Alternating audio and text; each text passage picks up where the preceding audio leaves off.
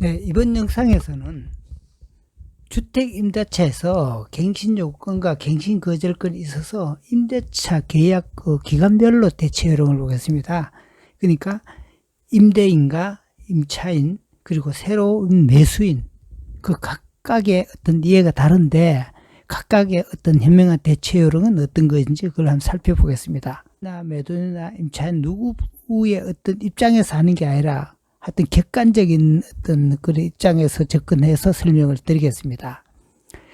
계약 시점별 갱신 요건과 갱신 거절권 행사를 보면 크게 네 시기로 구분할 수 있습니다. 계약 만료 6개월 이전, 그걸 A 구간이라 칩시다.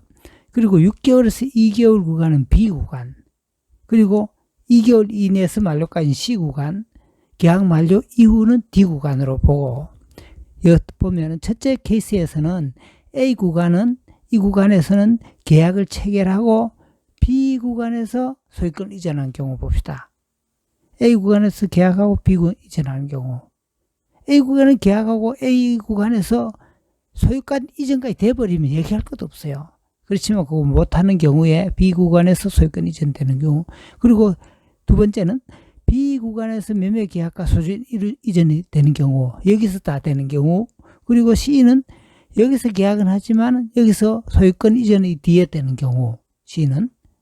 그리고 D 구간에는 B 구간에서 갱신 거절권 행사해서 임차인을 보낸 뒤에 여기서 D 구간에 가서 매매를 해버리는 경우잖아요. 이런 그 네 가지 경우를 해서 한번 살펴보겠습니다. 첫 번째 케이스 A 구간에 보면 A 구간에서 매매 계약을 체결하고 B 구간의 소유권 이전되는 경우는 어떻게 해야 하냐면은, 여기서 보면은 A 구간에 계약을 할 때는 임차인의 갱신요건 행사 가능 시점 이전입니다. 그래서 사실 보면은 임차인이 갱신요건 행사할지 여부를 확인하는 부분은 사실 뭐 꼭 해야 된다는 그건 없어요. 규정상. 그건 없는데, 문제는 나중에 내가 실거주 목적 임차인이, 매수인이 매수를 갱신 거절권을 행사하려면 임차인의 갱신 요건에 충돌이 생겨요. 이런 부분이 있어서 미리 6개월 이전에 계약을 하는 경우라도 임차인의 의사를 확인하는 게 사실 나중에 분쟁 해결에 분쟁을 사전에 방지할 수 있는 부분인 것 같습니다. 사실 이 부분이 판례에서 사실 엇갈리는 부분이에요. 그래서 이 부분은 분명히 짚고 넘어가는 게 안전할 것 같습니다. 두 번째, B 구간, 6개월에서 2개월 구간에서 매매 계약과 소유권 이전이 모두 이루어지는 경우, 이거는 중개사법 시행규칙 16조에 보면은 임차인의 계약 갱신 요구 여부를 확인하도록 돼 있어요.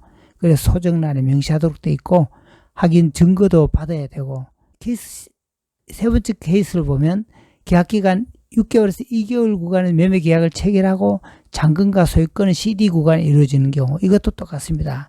B 구간처럼 계약을 할 때 임차인의 갱신 요건 행사 여부를 확인하고 계약을 임해도록 그렇게 되어 있습니다. 그리고 네 번째, B 구간에서는 갱신 거절권 행사해서 임차인을 이사를 내보낸 후 D 구간에 매도하는 경우, 이런 경우는 두 가지 경우 있어요. B 구간에서는 갱신 거절권에서 내보낸 뒤에 나중에 집을 팔 때 2, 3개월 이내 팔아버린 경우는 당신이 갱신 거절권을 행사를 실거주 의사도 없으면서 했는 게 아니냐, 이런 어떤 분쟁이 있을 수 있어요.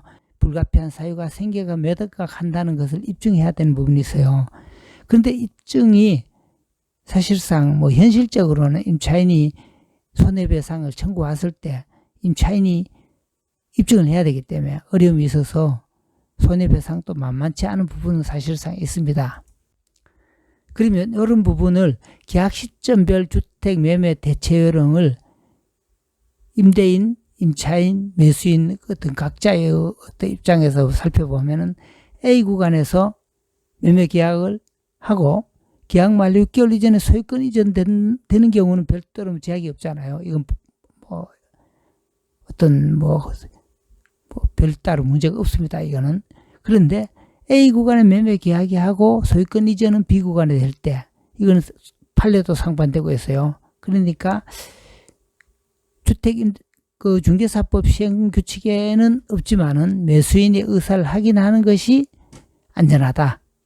실거주 매수인이라면 그렇다는 겁니다.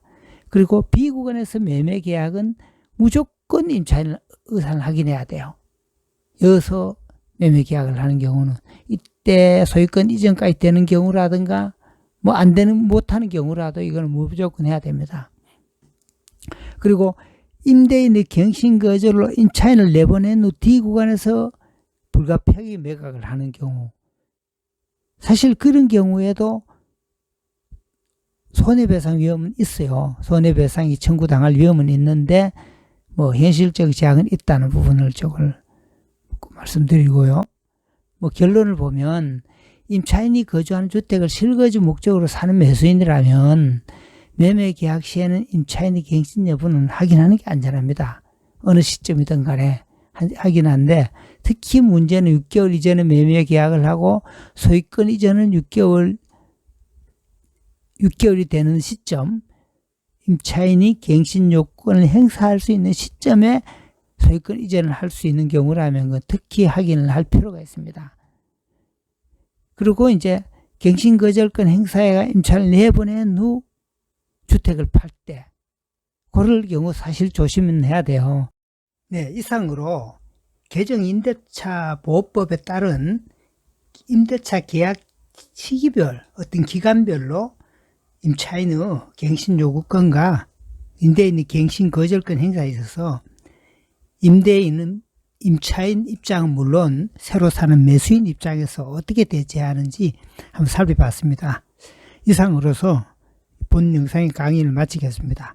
감사합니다.